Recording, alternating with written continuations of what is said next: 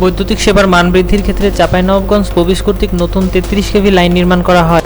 লাইনগুলো ছিল পৌর এলাকার বাহিরে এবং নেসকোর লাইন হতে প্রায় 15 ফিট দূরত্বে। পল্লী বিদ্যুতের কাজকে বাধাগ্রস্ত করার জন্য নেসকো কর্তৃপক্ষ পল্লী বিদ্যুতের পোলের কাছেই আবার নতুন পোল স্থাপন করেন। নেসকোর তার অবিদ্যুতায়িত থাকায় পল্লী বিদ্যুৎ কর্তৃপক্ষ কাজ আরম্ভ করেন। কিছুক্ষণ পর নেসকোর একজন লাইনম্যান অবিদ্যুতায়িত তারকে বিদ্যুতায়িত করে দেন।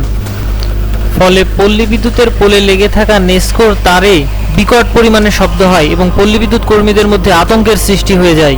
পরবর্তীতে অনুরোধের প্রেক্ষিতে তিনি জাম্পার খুলে দেন।